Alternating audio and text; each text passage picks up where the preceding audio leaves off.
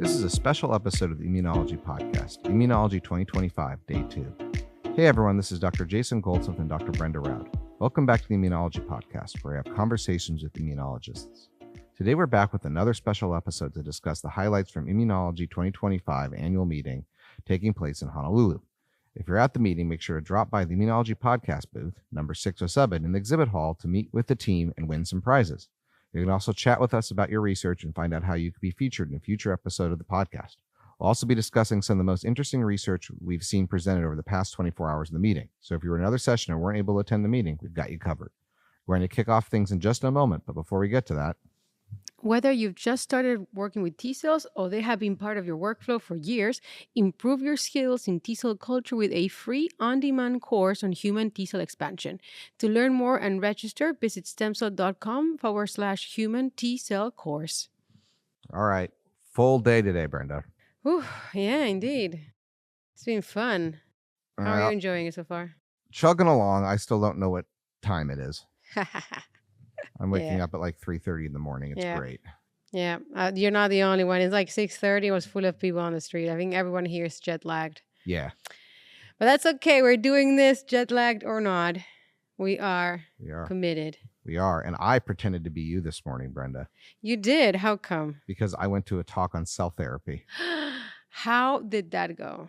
Well, it was actually a really good talk to go to because it was mostly PIs, so a little more senior people. And they presented a lot of where we got to today and challenges ahead for different types of cell therapies. That's great. Instead of being focused on, which is still useful to see a single postdoc project, but instead of focusing on some minute project at a little bit bigger of a perspective, which I thought was nice. So in this group, we had a whole bunch of people presenting. We had Michael Lotz from UPitt coming on, and he talked about the future developments for TIL therapy. So this is transplantation of ex vivo tumor lymphocytes. You pull them out, you potentiate them, and you put them in. And that is a couple of approved products now. And the field's kind of moving away from that, but it's been pretty successful. So, they're trying to see what they can do to make it better. And one of the things they found was that gamma delta TILs demonstrated superior autologous tumor reactivity because they were MHC independent. So instead of when MHC being downregulated, you lose a lot of function. This bypassed that. And they were also produced lots of delicious gamma interferon. So that was a good one, and that's kind of where they're going. We had Kristen Anderson, a guest of the podcast from University of Virginia on, and she looked at TCR gene therapy, just like when we talked to her. She was talking about some of the work to engineer better TCRs from an industry perspective a little bit, moving away from viral vectors to CRISPR, other things that are a little easier to manufacture GMP-wise, and the other non-viral engineering technologies, which she didn't go into detail with, but the point being that there's also having a problem with loss of MHC. And so they're trying to engineer ways around that. So that was the second one for that type of modality. Then we had clinical CAR macrophage therapy, which had been worked on at Penn, but this was Matthew Angelos, University of Colorado. He did his postdoc at Penn, but I think he was already faculty at Colorado, went in that bridging position when he was presenting. And here they were looking at, why macrophages, right? So you have this benefits of direct tumor phagocytosis, natural tumor infiltration, so it's a normal mechanism for them to do that. They remodel the tumor microenvironment. They're more resistant to immunosuppressive signaling, and they cause less of a cytokine storm. So this is kind of the argument. He did a lot of talking about the Charisma Therapeutics agent CT-0508 and the trials related to that came through. So that's already been, I think, now in phase 2 that came through. But then there's been, a lot of biotechs have been having funding problems, Charisma included. What is a therapeutic again? It's a macrophage CAR macrophage. Oh, CAR macrophage. Yeah, okay. But the name is CT-0508. Oh, okay. Yeah, Charisma Therapeutics. And I don't know why it's 0508. Everyone names things randomly. So it's more of an overview of macrophage therapeutics and where we're at and how they're becoming promising, but there's still nothing, I believe, clinically approved all the way through yet. But lots of good stuff happening in trials. And then Dan Powell from UPenn, even the department I'm in, even pathology and lab medicine, so about all the way back to hometown, was countering tumor microenvironment forces to enhance CAR T cell therapy. This was really cool. This had a little bit more future-looking mechanism, and it can be summed up as, there's a lot of things we don't appreciate that screw up the signal for these CAR T therapies. And he was looking at ascites. So ascites, right, when you have cancer, you often develop for a variety of reasons, fluid in your abdomen and in other places, but interstitial fluid, this ascites, and it can be in your abdomen, it can be edema in your body, and it has a lot of lipids in it. And they had kind of been studying what lipids do to make TCRs harder to internalize normally. But what they found is that lipids in general pack the membrane. So if your cells are bathed in lipids, it kind of packs the membrane, and the TCRs don't internalize as well. So then they found that ascites does this. So lipid-filled acellular ascites, which is a consequence of many cancers, that just being there biochemically inhibits TCR internalization, which also disrupts your immune synapses and makes your CAR T cell therapy work less well. Right. And so they found that if you pre-activate the T cells before you put them into a system with ascites, they function normally. But if you wait and activate them afterwards or let them activate in vivo, then the ascites overwhelms their ability to activate. So I thought that was cool, just from a, hey, there's other things going on that we don't think necessarily, like ascites is a consequence, right? But it's also as part of the pathophysiology, and not just something that happens, but also keeps perpetuating the problem, which really, to me, keeps reminding us that when you have full-blown cancer and not 10 cancerous cells in your body somewhere, you have multimodal failure going on, right? Your immune system isn't working right. You've already had the mutations that drive it, but your body couldn't kill it. There's things that are not just, it's not just immune silencing, because, once in a while you get an immune reaction, but there's other things perpetuating the failure. So it's multimodal failure that really leads to a lot of cancer we see later in life. And so when we just try to fix one thing, it may not be enough. So that was my first morning bit, and it was pretty cool. It was a nice little primer for me on reviewing some cell therapy things that I don't do as much as you do on. Yeah, that sounds like a really nice overview or of like current topics in the field. That's really nice. So I'm gonna just early in the morning I joined because I couldn't join the cell therapy session because I joined the Tregs session, and I made it to the first two talks. And basically, it's very interesting because we are reaching a 20 plus years of since Tregs were formally described, and there's still a lot we don't know about what is driving a lot of the. I mean, we know a bunch, but there's still a lot of unknowns about what part of the program of a Treg is important for its function as a Treg. What exactly does it mean to be a Treg? There's all of these philosophical conversations going around, and also to some extent the role of FOXP3 as a transcription factor that characterizes these cells, especially in human cells. I mean, this is mostly mouse models, but I would say from the human cell perspective, FOXP3 is also expressed on activated conventional cells. So sometimes I guess Tregs are a bit difficult both to define, to understand which parts of the program are necessary for its functions. And I think this is an underlining theme across the current research on Tregs.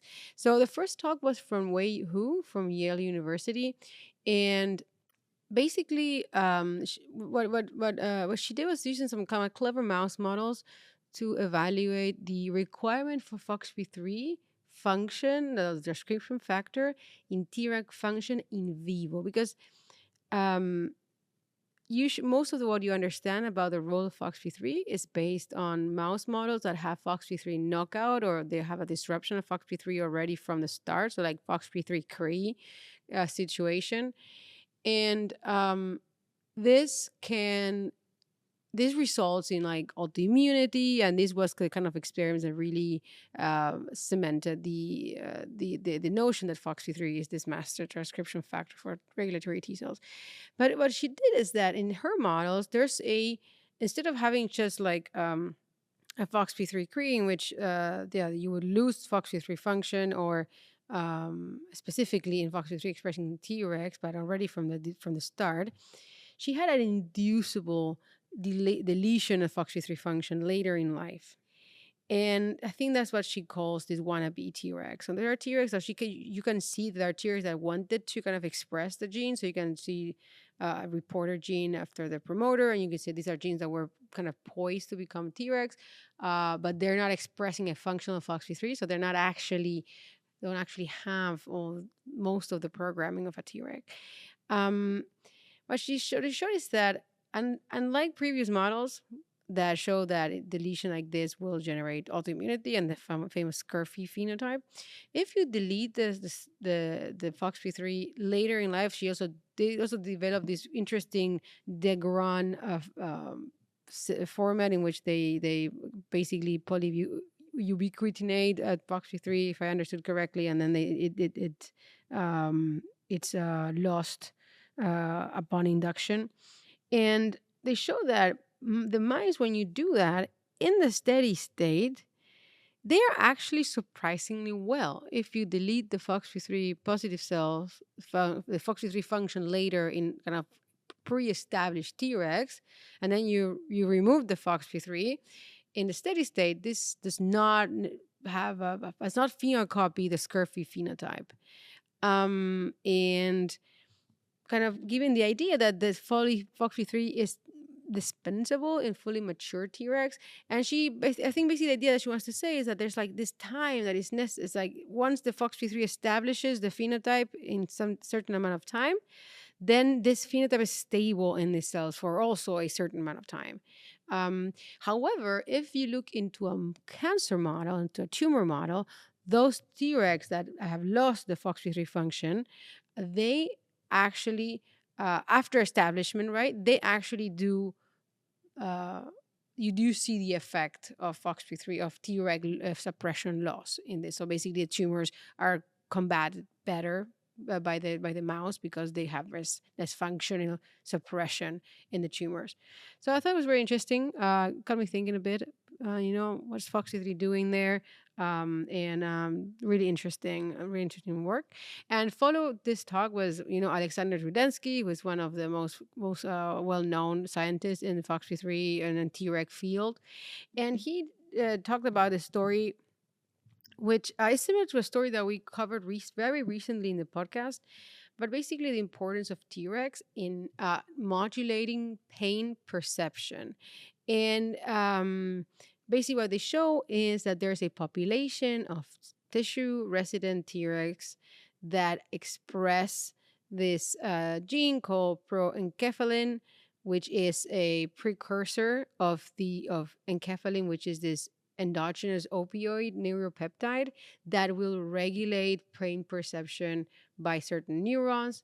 And this in turn also limits inflammation that we know in certain models in which these neurons are activated. These neurons produce IL-23 and other inflammatory cues. And this actually kind of triggers inflammation, like from your neuronal origin, and that Tregs specifically, that subpopulation of Tregs that express this PENK gene, this proenkephalin, these specific cells are capable of modulating the pain response in this for specific neurons. And so they do all these models in which they are knocking out PENK, and they show that if they have a population if they keep the Tregs that have PENK and eliminate the cells that don't, then they keep the neuromodulation. And if they get rid of those, about half of the Tregs that do express PENK, but they leave the rest, that is not enough to maintain the protection against pain. And they have all these measures that they do in mice, all these assays that you can measure pain perception in mice. So that was very interesting. Again, this idea of the unconventional functions of Tregs really catches my attention. So that was kind of my morning to show today. The immune cells do things other than immune things. I know. It's insane, isn't it? I love it. All right. Well, this afternoon I did transplant immunology. You did, and it was broad in what they did by transplant, so it was different with solid and liquid transplants, which was cool. So the first one was with Kaylee Omdahl from Harvard, that organ-specific microenvironments drive divergent T-cell evolution in acute graft versus host. So they went really fast. So what I was able to gather from this one is that during graft versus host, we know it's largely T-cell driven, at least immediately. And the gut's usually where things go bad. like acutely, like acute GVHD in the gut. You get it and you don't respond to steroids, you have a 50% chance of dying or something like that. It's not good. Especially now they have some salvage therapies, but it's kind of not a great thing. And recipient cells drive it in the gut. But what they were looking at is what was happening in the lung and the liver, which are two other organs that get affected. And they used a non-human primate model for this. And in that system, they really looked at what was happening in the T cells by tissue type. And they saw overlap between the two tissues, lung and liver, in terms of cell cycle and proliferation. So they're both having a lot of that going on in the program.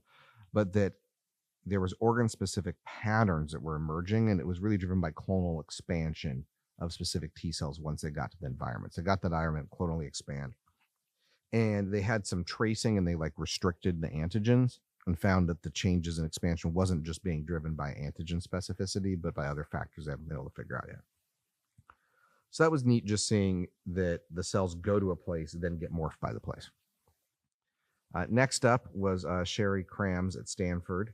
That had an interesting talk on the role of IL-17 producing gamma delta T cells. And so she studies this vascularized composite allotransportation. It's part of after injuries, how you have to restore the vasculature for transportation or for transplantation, right? And they get rejected a lot. So that is a major problem. And even though it's needed after injury, they have a lot of rejection issues. And so they were identifying that the response is driven primarily by IL-17 gamma delta producing cells and monocytes. So the real interesting story here is they tried to do like a 30 flow color panel years ago, and they couldn't really narrow the cells down. And this was only really something they've been working on. It was only unlocked when they were able to get to single cell transcriptomics more recently. So I thought it was an interesting story. With technology, we know it happens, but it's interesting to see a story where the technology changed and allowed an unlock. It's very uncommon. Just to like be witnessed that in an article. Usually it's like, oh, okay, now they have something new and you see something, but like this, the presenter was very open about it, and it was that was cool to see. Another presentation with Brenda Foley from Hopkins was also looking at VCA and talking about how it's hard to suppress. They use these engineered thymic cells to try to suppress, and it works. And so they take thymic cells out and they manipulate them, but he didn't really talk about how, but then they inject them and it works. I really want to give this presenter credit, though. They acknowledge that clinically it'd be pretty impractical because you'd have to take the thymic cells out and engineer them before the transplant. And so they're looking at other ways of doing cell therapy to induce the same effects. But they're trying to find other mechanisms other than the standard classical immunosuppression. But I appreciated they also knew that what they were doing was being very educational, but couldn't directly translate, versus trying to be pie in the sky, translate something that like doesn't make sense. And I think that there's a lot of credit there for saying, hey, here is where there's struggles. Here be dragons. And so those are the three talks I heard in that group. It was good. It talks, it keeps coming back to, while we think graft versus host is a lot of T cell, C cell, the story keeps coming back to, well, it's other T cells, or not just T cells, or other things going on. I think that's a really important theme from those studies today for me. Yeah, that's pretty nice. So what I want to highlight from my afternoon talk, probably my favorite talk was from Vivian Ileana Maltese from UCSD, University of California, San Diego. And this session that I attended was like omics in cancer. So it's a lot about technology, and so kind of s- picking up from what you mentioned before, how like the newest technology can really help you see things that you couldn't see before. And they have this really cool, like, they have been clearly developing for a few years a very, very, what seems like a very useful method for multiplexing spatial analysis, or with multiplex microscopy. And she had these beautiful kind of 3D images of her tumor sections and things like that. And what kind of, so she's working on a pancreatic cancer, pancreatic duct adenocarcinoma, PDAC. And basically, now her question that she's looking at is, you have what is the role of the tumor microenvironment when we have, some parts of, even within the same tumor, you're going to have some parts that are immune infiltrated, some places are not going to have immune cells, or more of an immune desert. And I think that's very important for us to understand. If we think that T cells are the major effectors of anti-tumor immunity, why are Tregs in some places and some places don't, and how is the tumor microenvironment involved in this, and especially interactions between cell types within the tumor. And so they have this iterative bleaching extends multiplexity IBEX system. And it's really cool because, I mean, I think it's pretty simple, the idea, but I can imagine it was a lot of optimizing. Basically, they do this iterative stain in which they stain some antibodies. So basically, originally, I think they do some kind of, it was not clear for me how, if they have to do some kind of permeabilization. So because they want to get deep into the tissue, but basically they can stain many antibodies in different iterations, because they stain, they acquire, they bleach, they stain again, and they acquire, they bleach, and they can do this several times. So I think it's really cool if anybody's kind of needing a platform like that. She mentioned that there's a very active community, and so I thought, for my own research, it might be worth testing. So this IBEX, and they really want to understand, the interaction of cells, especially when they see immune cell pockets, so to say, within the tumor. There's parts where you have like an accumulation of immune cells, and that's presumably where T cells would have an opportunity to either be activated or interact with APCs, but maybe also that's where the more immunosuppressive microenvironment might also be acting there. So what I also think is cool is that they notice, and I think this is a common problem, is that oftentimes there are no good antibodies for certain proteins. So especially G coupled receptors, those are really hard to stain. And so what they did is, and they combined this IBEX with another technology that was also presented in this session called RNA scope, which is basically selected RNA. It's just fancy in situ hybridization. Exactly. Fancy in situ hybridization, but very well optimized to really reach throughout the tissue. And if you have a library of really well tested RNA probes, then that really increases your chances of success. And they call it because it's IBEX plus RNA, so it's a multiplexing IBEX plus RNA. This call them the BEXplex. I thought it was funny, but basically the idea is that by using this kind of technologies, you can look into in a spatial way. And I guess it's a bit more so in the, I guess I at least in the case of the IBEX, it was a bit more open source, kind of community based protocols, which I think is also nice. I mean, there's other commercial options, but this is more community based. And yeah, so another talk that I thought was nice was also from Kiris Yuhini from University of Texas Southwestern, and basically she's looking into single cell insights, so using single cell RNA-seq to understand CD8 differentiation and exhaustion in tumor microenvironment. They had this TRAMP model in which they have a specific neoantigen that is in this, there's a tumor that has this very specific neoantigen that is picked up with a tetramer, so they can really pick up neoantigen specific Tregs. And they also have a YFP reporter for interferon gamma production, and they can combine that with, surface markers to characterize the phenotype of neoantigen specific T cells. And I think the nice, the take home message from this was that they find this when they look into the population of neoantigen specific T cells, they find there's cells in the lymph node and there's cells in the within the tumor. So you have these two populations. They have these signatures that are associated to residence in the lymph node, to residence in the tumor, and that if you check the kind of when you compare this gene signature, so you have the tumor bias neoantigen specific CD8 T cell clones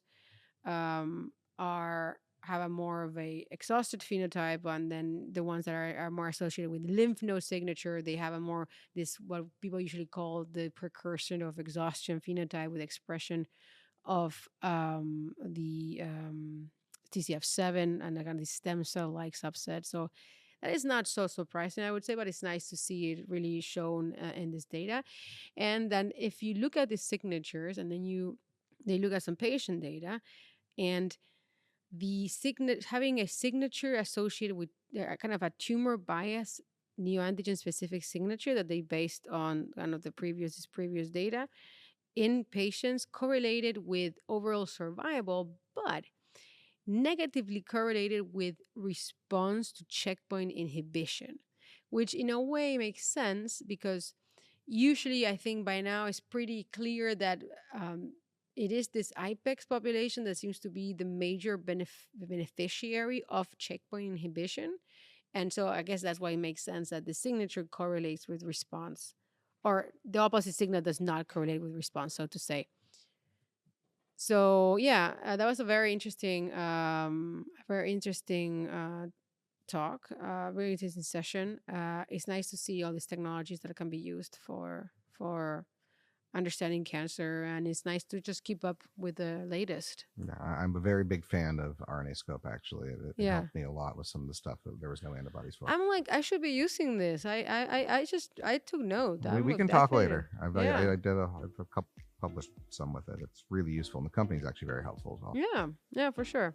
All right, well, that brings us to the end of day 2 at Immunology 2025. Don't forget to follow us on X at ImmunoPodcast or on Blue Sky at immunologypodcast.com to find out what we're up to at the meeting. Check back here tomorrow for another episode recapping day 3 of the meeting. See you then.